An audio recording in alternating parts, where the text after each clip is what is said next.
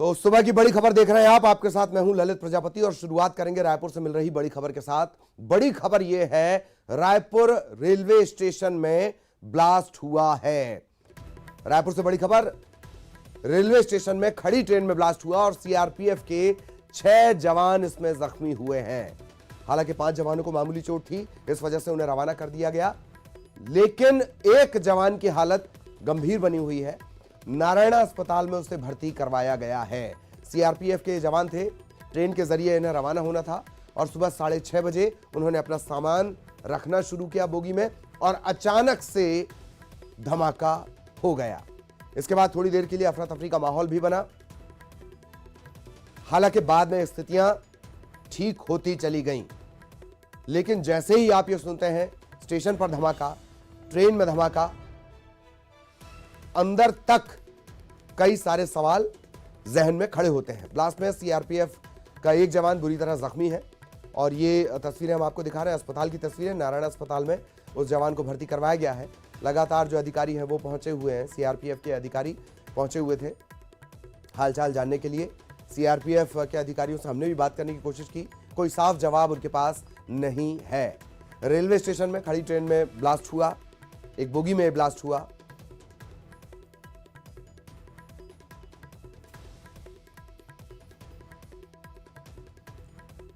तो रायपुर से इस बड़ी खबर पर लगातार हमारी नजर बनी हुई है। सहयोगी ममता भी थोड़ी देर में जुड़ जाएंगी और फिर ममता हमारे साथ जुड़ चुकी हैं। ममता से हम चर्चा करेंगे क्या कुछ अपडेट इस मामले में, वो जरा ममता से ले लेते हैं। ममता, क्या कुछ अपडेट है? आप लगातार कोशिश कर रही थी सीआरपीएफ के अफसर से बात करने की, क्या उन्होंने कुछ बताया है इस घटना को लेकर? देखिए, उन्होंने कहा है कि ये जो ट्रेन है वो नागपुर जा रही थी। हालांकि शुरुआती तौर पे जम्मू जाने की बात कही गई थी। हमने उनसे कहा भी कि आपके ही अधिकृत सूत्रों ने ये बात कही है। उन्होंने कहा कि वो कहाँ जा रहे थे हम सुरक्षागत कारणों से नहीं बता सकते, क्योंकि बटालियन के सुरक्षा का भी मामला है। तो जाहिर तौर से हम भी उसको बहुत ज्यादा वो नहीं करना चाहेंगे कि अगर सुरक्षा पे बात आ रही तो। लेकिन जो घायल जवानों के नाम है मैं एक बार फिर से आपको बता दूं ललित जी की विकास, लक्ष्मण, रमेश लाल, रविंद्र कर, सुशील, दिनेश कुमार, पैकरा जो है ये घायल जवानों के नाम है। और एक जो विकास चौहान है, उनको काफी चोटें आई है, कमर पर, पेट पर और पीठ जो है उस पे चोट आई है। और सीआरपीएफ के जो डीआई है वो यहाँ पर आए हुए थे और जिस तरीके से हमने उनको कहा कि आप चूंकि स्टेशन पे ब्लास्ट हुआ है और अफरा तफरी जैसी स्थिति है तो आप चीजें स्पष्ट कर दीजिए। तो सीआरपीएफ के एक वरिष्ठ अधिकारी उन्होंने कहा कि जो है प्रेस रिलीज सीआरपीएफ जारी कर देगी। मैं आपको रोकना चाह रहा हूं ममता, ये जानकारी हम पूरी सुनेंगे। रेल एसपी कुकरेजा साहब इस वक्त हमारे साथ जुड़े हुए हैं। कुकरेजा साहब, स्टेशन पे धमाके की जो खबर थी, क्या कुछ अब तक इसमें अपडेट हो पाया है? थोड़ी स्थितियां दरअसल साफ नहीं है, इस वजह से मेरा ये सवाल है। कुकरेजा साहब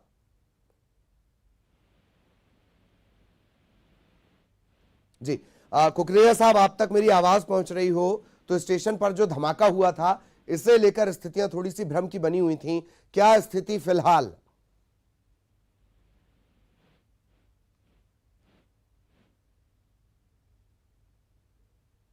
जी, एसपी साहब, आप मुझे सुन पा रहे हैं? चलिए, कुछ तकनीकी दिक्कत है उनके पास, फिर हम चलेंगे। और ममता लगातार हमारे साथ बनी हुई है। ममता, हम कोशिश कर रहे थे, अधिकारियों से भी बात करने की कोशिश कर रहे थे, आप अपनी जानकारी पूरी करें प्लीज।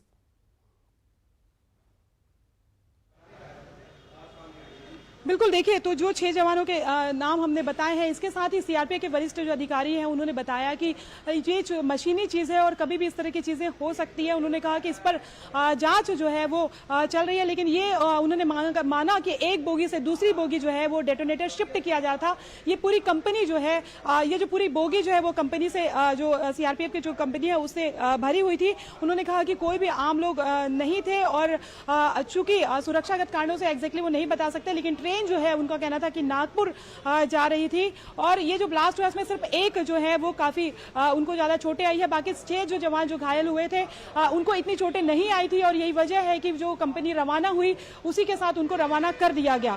सीआरपीएफ के जो वरिष्ठ अधिकारी हैं उनका कहना था कि हम जो है एक प्रेस रिलीज जारी कर देंगे, किसी को भी डरने की जरूरत नहीं है। और जो बात कही जा रही थी कि क्या हैंड ग्रेनेड फटा है, उन्होंने कहा कि ऐसी बात नहीं है, हैंड ग्रेनेड नहीं था, केवल डेटोनेटर जो है वो शिफ्ट किया जा रहा था और इस दौरान जो है वो ब्लास्ट हुआ है। जी हाँ, लेकिन ये बात है ममता, और शुरुआत से जिस पॉइंट की तरफ आप भी इशारा कर रही हैं, मैं भी बार बार वही दोहरा रहा हूं, कि ये बहुत ट्रेंड होते हैं इस तरीके से डेटोनेटर का फट जाना। ये बात ठीक है कि आज स्थितियां काबू में हैं, पर यही स्थितियां आप सोच कर देखिए कि बस्तर के सुदूर जंगलों में बने, नक्सली इलाकों में बने, तो हम अपने जवानों को ही खो देंगे। जांच तो बनती है इस पर, ममता।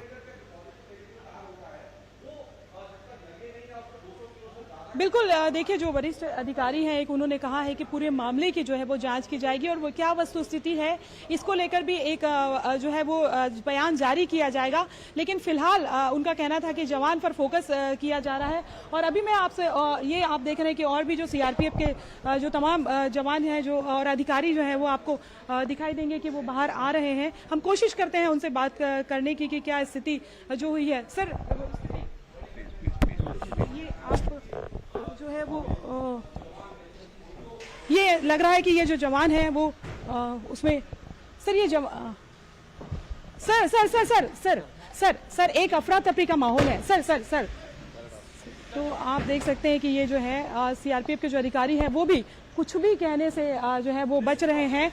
और इनफैक्ट ये स्थिति है कि कोई अधिकारियों के नाम भी बताने नहीं कर रहे हैं, लेकिन ये है कि अस्पताल के भीतर भी तमाम अफरा तफरी मची हुई है और लगातार सीआरपीएफ के जो तमाम बड़े अधिकारी हैं वो यहाँ पर पहुंच रहे हैं। और जाहिर तौर पर ये जो पूरी घटना ये होता है। आप जिम्मेदारी और जवाबदेही से बचते हैं, पर जवाब तो आपको देना होगा। एक एक जवान इस देश के लिए बहुत जरूरी है। हर जवान की अगर तबीयत खराब है, वहां से लेकर अगर उसकी शहादत होती है, जवाब आपको देना होगा। इस तरीके से गाड़ी में बैठकर चले जाने से और मुंह हिला देने से काम नहीं होगा। जवाबदेही बनती है, जवाब देना होगा। बहुत बहुत शुक्रिया ममता आपका इस तमाम जानकारी के लिए। और अब बात उपचुनाव के रण की हम करेंगे, जो लगातार धीरे धीरे आक्रामक होता जा रहा है। दो बड़े चेहरे, दोनों की साख दांव पर लगी हुई है। सत्ता की भी इस बार साख दांव पर लगी है। संख्या के लिहाज से नहीं, साख के लिहाज से उपचुनाव का यह रण बेहद महत्वपूर्ण है। तो सीएम शिवराज आज दौरा करने वाले हैं, खंडवा का वो दौरा करेंगे। याद करिए, शुरुआत से लेकर अब तक खंडवा के कितने दौरे मुख्यमंत्री कर चुके हैं। वो वजह यही है कि खंडवा सीट साख के तौर पर बीजेपी अपने पास रखना चाहेगी। पारंपरिक सीट वो उसकी रही है। और अब जिस तरीके से कांग्रेस वहां पर कैंपेनिंग कर रही है, कैंडिडेट जिस तरीके से उतारा गया है, तो क्या जो माना जाता था कि सत्ता के लिए, सरकार के लिए उपचुनाव बड़ा सहज होता है, वो जो एक सोच थी वो बदल गई है या बदल दी गई है, ये उपचुनाव इसी बात को डिसाइड करेंगे। तो आज खंडवा के दौरे पर मुख्यमंत्री शिवराज सिंह चौहान रहने वाले हैं। 3 चुनावी सभाओं को संबोधित करेंगे। खंडवा में, खकनार, नेपानगर में चुनावी सभा, कालमुखी में भी उनकी चुनावी सभा है। इसके अलावा कांटाफोड़, देवास में वो चुनावी सभा करेंगे। खंडवा पर खास फोकस।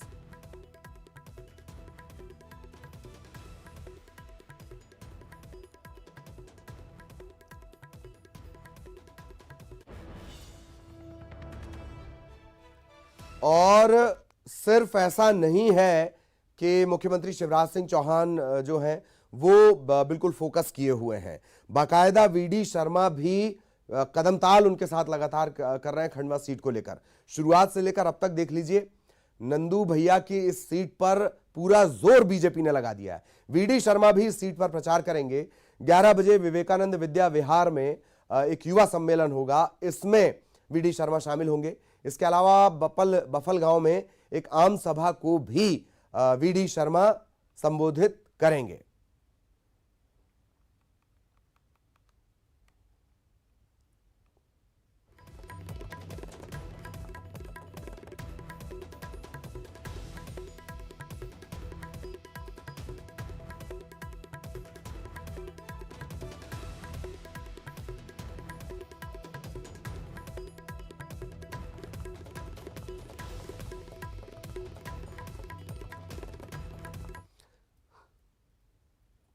तो लगातार दोनों पार्टियों की तरफ से जोर लगाया जा रहा है और किस तरीके में किस तरह से स्थितियां खंडवा में बन रही हैं वो आपको दिखा देते हैं।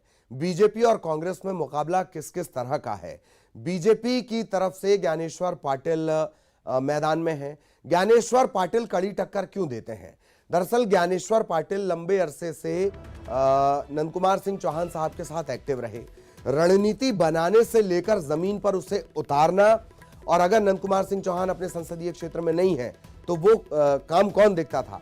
वो ज्ञानेश्वर पाटिल देखा करते थे। इसके अलावा कांग्रेस की तरफ से राजनारायण सिंह मैदान में हैं। भले ही उम्रदराज नेता हैं राजनारायण सिंह, लेकिन अपने नाम के आगे अपने गांव का नाम जोड़ते हैं। उस इलाके में लगातार सक्रिय रहे हैं। समीकरण इस वजह से भी बदल गए कि सबको लगा था कि अरुणास तो हो जाएगा, मतलब अरुण यादव जो है वो कुछ नाराज रहेंगे, पर ये तो अरुणोदय जैसी स्थितियां हो गई। और अब ये जो एक साथ आना है कांग्रेस का, वो कहीं ना कहीं बीजेपी के लिए तनाव का सबब बन गया है। अनुराग हमारे सहयोगी हमारे साथ जुड़ेंगे। अनुराग के पास हम आपको लिए चलेंगे और उनसे हम चर्चा करेंगे। अनुराग आपको नजर आ रहे होंगे। अनुराग, खंडवा फिर फोकस में और बहुत दिलचस्प स्थितियां बन गई। एक पारंपरिक सीट पर कांग्रेस बीजेपी को लड़ाई के मोड में ले आई। यही वजह है कि ताबड़तोड़ चुनावी सभाएं शुरुआत से लेकर अब तक खंडवा में हो रही हैं। अनुराग। बिल्कुल ललित, देखिए खंडवा सीट कई मायनों में महत्वपूर्ण हो गई है, क्योंकि यहाँ से हार और जीत का संदेश पूरे देश भर में जाएगा और इसके बाद यूपी का चुनाव भी होना है। तो ऐसे में यहाँ के जो उपचुनाव है वो यूपी के चुनाव पर भी असर डाल सकते हैं और यही कारण है कि बीजेपी इन चुनावों में जीत दर्ज करने के लिए पूरी ताकत झोंकने का काम कर रही है। 1 दर्जन से ज्यादा मंत्रियों को खंडवा लोकसभा सीट पर तैनात किया गया और खुद मुख्यमंत्री शिवराज सिंह चौहान और प्रदेश अध्यक्ष वी डी शर्मा इस सीट पर अपना फोकस बढ़ाए हुए हैं। हर दिन वहां पर पहुंचकर चुनावी सभाओं को संबोधित किया जा रहा है। वी डी शर्मा कल भी खंडवा लोकसभा सीट पर पहुंचे थे और आज मुख्यमंत्री शिवराज सिंह चौहान और वी डी शर्मा दोनों खंडवा लोकसभा सीट के अलग अलग क्षेत्रों में पहुंचकर पार्टी के पक्ष में माहौल बनाएंगे। एक और अहम बात है कि अब छोटी छोटी नुक्कड़ सभाओं के जरिए वोटरों को रिझाने की कोशिश होगी। मुख्यमंत्री आज 3 से 4 नुक्कड़ सभाओं को संबोधित करेंगे। देवास के बागली में मुख्यमंत्री का कार्यक्रम होगा। इसके अलावा सतवास में भी मुख्यमंत्री आम सभा को संबोधित करेंगे और इसी तरीके से खंडवा सीट पर वी डी शर्मा के भी कार्यक्रम आयोजित किए जाएंगे। तो पार्टी का फोकस 3 सीटों के जो विधानसभा के उपचुनाव है, उसके अलावा लोकसभा सीट पर सबसे ज्यादा है और लोकसभा सीट पर किस तरीके से पार्टी मजबूत हो, क्योंकि जिस तरीके से आपने भी जिक्र किया कि कांग्रेस ने राजनारायण सिंह को मैदान में उतारकर मुकाबले को रोचक बना दिया है, तो इस स्थिति में कैसे बीजेपी बेहतर स्थिति में आ सके और कैसे इस उपचुनाव में अपनी जीत को बरकरार रखा जा सके, इसी को लेकर अब पार्टी फोकस करती हुई नजर आ रही है। जी जी जी, इसी को लेकर पार्टी फोकस कर रही है। वैसे इसके नतीजे सिर्फ 2 पार्टियों के नहीं है, एक पार्टी में दिल्ली दरबार तक भी है। बहुत बहुत शुक्रिया अनुराग आपका इस तमाम जानकारी के लिए। अनुराग विस्तार से जानकारी दे रहे थे। अगली खबर भोपाल से है। भोपाल में उस वक्त एक हाई वोल्टेज ड्रामा देखने को मिला जब मंच पर मौजूद कांग्रेस के विधायक पीसी शर्मा के सामने सांसद प्रज्ञा ठाकुर, उनका नाम आते ही समझ में आ जाता है दर्शकों को, उन्होंने खरी खोटी सुना दी। कांग्रेस को शर्म आनी चाहिए कि वो अपने आप को हिंदू कहते हैं लेकिन संवेदनहीन है, ऐसे लोग विधायक बनने के लायक नहीं है। और इसके बाद इस भाषण से नाराज होकर विधायक पीसी शर्मा मंच छोड़कर चले गए। वो इतने पर ही नहीं रुके, उन्होंने क्या कुछ कहा वो खुद सुनिए। तो पशु से भी गए बीते हैं, बीमारों को बीमार नहीं, पहले तो प्रताड़नाएं दी और जब हम पीड़ित होते हैं तो ये हमारी गुमशुदा के पोस्टर लगाते हैं। शर्म और लानत देती हूँ ऐसे लोगों को कि ऐसे लोग विधायक बनने लायक नहीं है लेकिन विधायक बनते हैं। अपने को हिंदू कहते हैं, संवेदनाहीन होते हैं, अपने को हिंदू कहते हैं, हमला करते हैं, उनको मारने वालों पर रोते हैं। शर्म आनी चाहिए ऐसे कांग्रेसियों को और शर्म आनी चाहिए ऐसे देशद्रोहियों को। और मैं कहती हूँ इनके लिए भारत में जगह नहीं है। भारत में सिर्फ रहेगा तो राष्ट्रभक्त रहेगा और राष्ट्र जो है ना वो हिंदुओं के साथ है। राष्ट्रभक्त हिंदू होते हैं। राष्ट्रभक्त अपनी पहचान को समझ ले, सीमाएं सुरक्षित हो जाएगी, भारत अखंड हो जाएगा, भारत परम वैभव पर पहुंचेगा। और ब्रेक के बाद मुख्यमंत्री के दिल्ली दौरे की बात। दिल्ली के दौरे पर मुख्यमंत्री भूपेश बघेल, कांग्रेस वर्किंग कमेटी की एक महत्वपूर्ण बैठक होनी है, सीडब्ल्यूसी की बैठक, और इसमें मुख्यमंत्री भूपेश बघेल शामिल होंगे। प्रदेश के प्रभारी, विशेष आमंत्रित सदस्य, वो तमाम लोग शामिल होंगे। और आपसे कुछ देर बाद सुबह 10 बजे ये बैठक है। तो क्या कुछ इस बैठक में होगा, इसमें एआईसीसी के राष्ट्रीय अध्यक्ष पर चर्चा हो सकती है और जो महत्वपूर्ण चर्चा है वो ये है कि कांग्रेस शासित राज्यों की स्थिति, इस पर भी बातचीत होगी।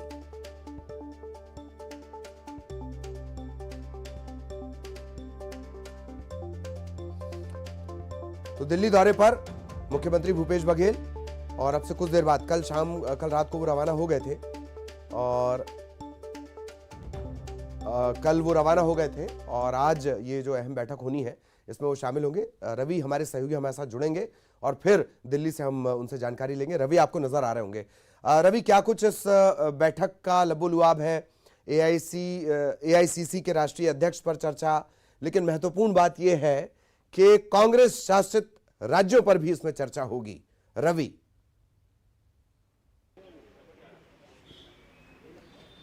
देखिए ललित, आज जो बैठक बुलाई गई उसमें जो एजेंडा शेयर किया गया उसमें 3 महत्वपूर्ण बातें हैं जिनको लेकर आज चर्चा होनी है। जो एजेंडा में सबसे पहली बात निकल कर सामने आई थी वो ये थी कि आने वाले दिनों जो विधानसभा चुनाव होने वाले हैं 5 राज्यों में, उसको लेकर चर्चा की जाएगी। जो ताज़ा राजनीतिक हालात हैं देश में उस पर चर्चा की जाएगी। जो सबसे महत्वपूर्ण बात है वो है कांग्रेस अध्यक्ष को लेकर कि कांग्रेस को नया अध्यक्ष कब मिलेगा, कब तक उसकी तारीखों का ऐलान होगा, इस पर चर्चा हो सकती है। क्योंकि जो G23 के सदस्य हैं उनकी तरफ से मांग की जा रही थी कि जल्द से जल्द कांग्रेस वर्किंग कमेटी की बैठक बुलाई जाए और एक पूर्णकालिक अध्यक्ष मिले। वहीं दूसरी तरफ छत्तीसगढ़ के मुख्यमंत्री भूपेश बघेल जो कि दिल्ली कल रात ही पहुंच चुके थे, वो करीब 10 बजे इस बैठक के लिए पहुंचेंगे और आज की बैठक में जो कांग्रेस शासित राज्य के मुख्यमंत्री उन तीनों को बुलाया गया, पंजाब के मुख्यमंत्री को, छत्तीसगढ़ के मुख्यमंत्री को और राजस्थान के मुख्यमंत्री को। तो जो मीटिंग है ये एक्सटेंडेड CWC नहीं कह सकते, लेकिन महत्वपूर्ण बैठक है जो करीब 2 साल के बाद ऐसी बैठक जो फिजिकल बैठक है। इससे पहले जो बैठक हुई थी वो वर्चुअल मीटिंग हुई थी। तो इस बैठक में कांग्रेस को नया अध्यक्ष कब मिलेगा उसकी तारीखों का ऐलान किया जाएगा। जो ऑर्गेनाइजेशन इलेक्शन जो ड्यू है, संगठन के चुनाव होने वाले हैं, उसको लेकर विस्तार से चर्चा की जाएगी। जो ताज़ा राजनीतिक हालात है उस पर चर्चा की जाएगी। तो कई लिहाज से बैठक अहम मानी जा रही है। वहीं दूसरी तरफ सबसे अहम बात यह भी निकल के सामने आई है कि कांग्रेस वर्किंग कमेटी के ज़्यादातर सदस्यों का ये मानना है कि राहुल गांधी को कांग्रेस का अध्यक्ष बना देना चाहिए। कल PL पुनिया ने भी यही कहा था कि वो चाहते हैं और कई सदस्य चाहते हैं कि PL पुनिया को अब कांग्रेस का राष्ट्रीय अध्यक्ष बना दिया जाना चाहिए। उससे पहले भूपेश बघेल ने भी अपनी इच्छा जाहिर की, तो उन्होंने भी ये कहा था कि वो चाहते हैं कि राहुल गांधी को कांग्रेस की कमान दे दी जाए।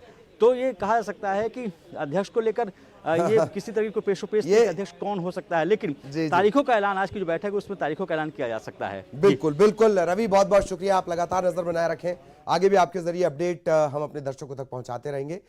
और आजादी के अमृत महोत्सव के साथ ही देश में दूध क्रांति लाने वाला अमूल ब्रांड भी अपनी 75वीं सालगिरह का जश्न मना रहा है। इस मौके पर आइए हम आपको बताते हैं कि कैसे अमूल ने समय समय पर अपनी बात देश विदेश में कैसे पूरी कामयाबी के साथ पहुंचाई। अमूल ने अनूठे अंदाज में अपने प्रोडक्ट की जानकारी लोगों तक पहुंचाई। अमूल का हर विज्ञापन एक नई कहानी कहता है। अमूल की कोशिश यह होती है कि वो अपनी बात निराले और दिलचस्प अंदाज में आप तक पहुंचाए। आइए देखते हैं अमूल की एक अमूल्य कहानी।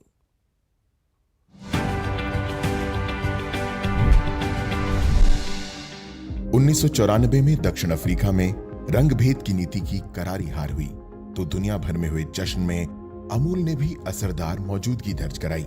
नेल्सन मंडेला 1994 में दक्षिण अफ्रीका के पहले अश्वेत राष्ट्रपति चुने गए। रंगभेद खत्म करने के लिए हुए आंदोलन की वजह से मंडेला को 27 साल जेल में रहना पड़ा। नेल्सन मंडेला राष्ट्रपिता महात्मा गांधी से प्रभावित थे। अमूल ने मंडेला के चुनावी नारे 1 मैन 1 वोट में 1 बटर जोड़कर खुशी जताई। और अब आखिर में हेडलाइंस।